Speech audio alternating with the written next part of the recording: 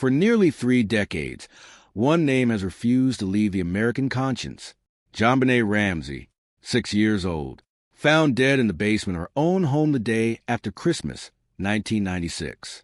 A little girl with bouncy blonde curls, a gap-toothed smile, a whole life stretched out in front of her, stolen in the most brutal, cowardly way imaginable. And for 29 years, her killer has walked free. No arrest, no conviction, no justice. But right now, in 2026, something is different. For the first time since that cold December morning shattered the Ramsey family forever, investigators are saying, out loud on the record, that they believe they are closer to solving this case than they have ever been. DNA evidence is being retested. New interviews have been conducted. Fresh evidence has been collected. And the technology that simply did not exist when JonBenet was murdered has now advanced to a point where answers that once seemed impossible are beginning to feel inevitable. What you are about to hear is not speculation. It is not a recycled theory cooked up for clicks. This is the real story, what actually happened, what went catastrophically wrong in that investigation, and why the truth may finally be within reach. And when you understand the full picture, you will realize this case is even darker, even more disturbing than most people ever knew. On the morning of December 26, 1996, Patsy Ramsey came downstairs in their large, 3-story home in Boulder, Colorado, and found something that made her blood run cold. A handwritten ransom note was sitting on the staircase. It was not a normal note. It was 2.5 pages long, an extraordinary length for a ransom demand, and it asked for exactly $118,000. That number was not random. It matched almost precisely the amount of John Ramsey's annual work bonus. Whoever wrote that note knew things about this family. Personal things. Financial things. Patsy called 911. Police arrived. And what happened next was one of the most catastrophic failures in the history of American law enforcement. The officers who responded initially treated the scene as a kidnapping, not a murder. They did not secure the entire house as a crime scene. Family members and friends were allowed to move freely through the home, potentially contaminating evidence without anyone realizing it. Critical hours passed of the killer's fingerprints, footprints, and DNA slowly being compromised. Later that same day, John Ramsey went down to the basement. What he found destroyed him. His daughter was lying there, bound, strangled with a crude garrote fashioned from a cord and a broken piece of a paintbrush that belonged to Patsy. JonBenet had suffered a catastrophic skull fracture, an 8.5-inch crack across her head. The official cause of death was asphyxia by strangulation combined with that severe head injury. She had also been sexually assaulted. She was 6 years old. John picked up his daughter and carried her upstairs. That instinct, that desperate, heartbroken act of a father trying to hold his child one more time, would later be twisted into evidence of cover-up by people who had already decided they knew who was guilty. Here is something the public was never fully told. The investigation into JonBenet's death was, by almost any professional standard, a disaster from the very beginning. John and Patsy Ramsey were interviewed together rather than separately, a fundamental violation of standard investigative procedure. When two people are interviewed simultaneously, they can unknowingly or deliberately align their stories. Investigators lose the ability to catch inconsistencies, to find the cracks in a fabricated account, to hear what each person independently remembers. The ransom note sat in the house for hours before being properly handled. A rope found near JonBenet's bedroom, a rope that did not belong to the family, was never forensically tested. Evidence was moved. The crime scene was compromised beyond repair before it was ever fully examined. And then there was the tunnel vision that would define the next decade of this investigation.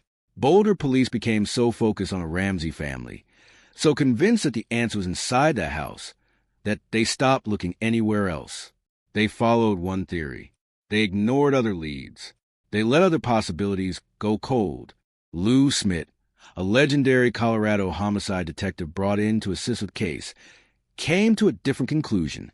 He believed the evidence pointed to an intruder, someone who had come into that house from the outside, who had targeted JonBenet, and who had escaped while the family slept. Smith's suspect list eventually grew to over 700 people, 700 individuals who, in a professional judgment, deserve serious investigation. Most of them were never properly looked at. What is particularly haunting is what happened 9 months after JonBenet's murder, just a few blocks away from the Ramsey home in the same Boulder neighborhood. Another young girl was attacked in her bed while she slept.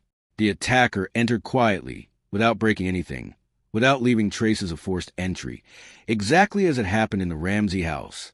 The mother woke up, saw the intruder, and he fled by jumping from a high deck. The two girls knew each other. They went to the same dance school. They had performed together.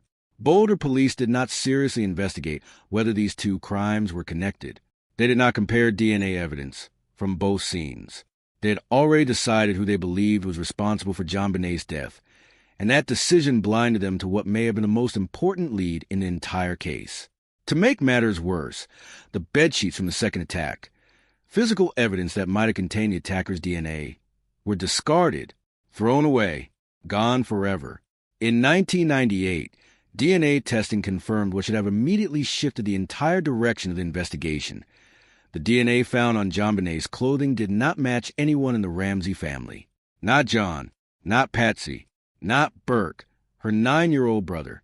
An unknown male had been in contact with that little girl, and he was not someone the police had ever identified. The Boulder District Attorney's Office cleared the Ramsey family in 2008. By then, Patsy Ramsey was already dead. She passed away from ovarian cancer in June 2006, having spent the last decade of her life under suspicion for the murder of her own daughter, never seeing her family's name cleared. John Ramsey has called the way the investigation was handled criminal and negligent. He is not wrong. But here is where the story takes a significant turn, and why. In 2026, there is genuine reason to believe that the truth is coming. DNA science has transformed beyond recognition since 1996. Techniques that were science fiction when JonBenet was murdered are now standard investigative tools.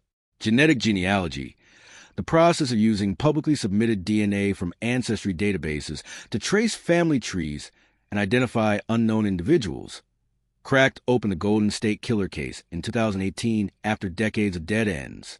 That case proved something extraordinary. You do not need the killer's DNA directly. You need their relatives. And people submit their DNA to ancestry websites every single day. Parabon Nanolabs, a Virginia-based DNA technology firm and the gold standard in forensic genetic genealogy, has been approached repeatedly about the JonBenet case.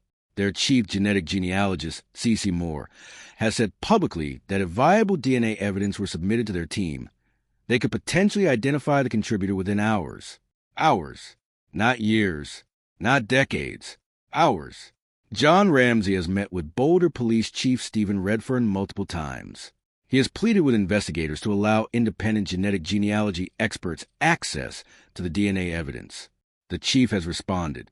In December 2025, Redfern released a statement confirming that the department had conducted new interviews, re-interviewed individuals based on recent tips, and collected new evidence.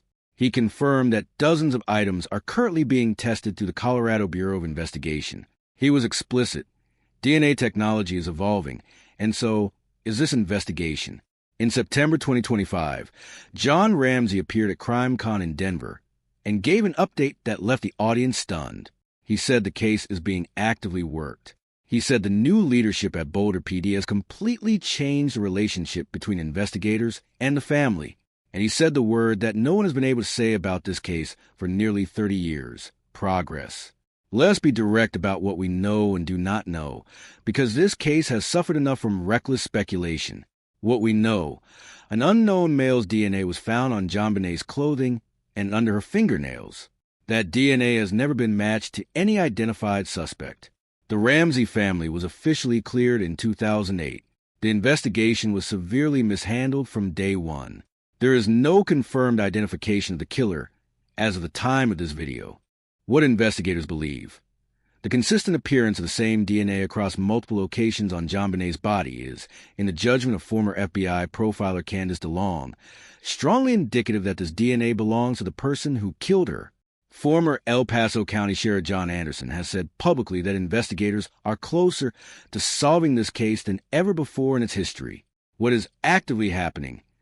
Evidence is being retested. New genetic tools are being applied. Fresh interviews have been conducted. John Ramsey has even called on President Trump to apply federal resources to the case. A proposed Homicide Victims' Families' Rights Act in Colorado would give families like the Ramseys the legal standing to demand a review of cold case files, an act that could force this investigation to a new level of accountability. There is also something that former defense attorney Hal Haddon raised at CrimeCon in 2025 that stopped the room cold. The garrote used to strangle JonBenet, that crude, homemade weapon fashioned from a cord and a paintbrush handle, contains knots, sophisticated knots, and knots, according to DNA experts consulted by the defense team, hold biological material in ways that are extremely difficult to contaminate. The knots on that garrote may still contain the killer's DNA, preserved for nearly 30 years, waiting to finally give JonBenet justice. People sometimes ask why a murder that happened in 1996 still captivates the world. The answer is not complicated. JonBenet Ramsey was a 6-year-old child who was murdered in her own home on Christmas night, and the person who did it has never faced a single consequence. That is not closure. That is not justice. That is an open wound. Her brother Burke, who was 9 years old when he lost his sister, and who spent decades watching his family be publicly accused of crimes they did not commit, finally broke his silence in recent years. He described JonBenet as a joyful, electric little girl who filled every room she walked into. He said the experience of growing up in the shadow of that tragedy, the accusations, the theories, the cruelty, shaped everything about who he became. He wants answers, not for himself, for her. John Ramsey, now in his late 70s, has not stopped fighting. He sat down at CrimeCon in front of a room full of strangers and talked about his daughter with the same grief he has carried for 3 decades. He said she is still his 6-year-old little girl in his mind. He said he was afraid she would grow up and run off to Hollywood. He said they were going to get the truth. After nearly 30 years, the tools to do exactly that finally exist. The DNA is there. The science is there. The will from the family.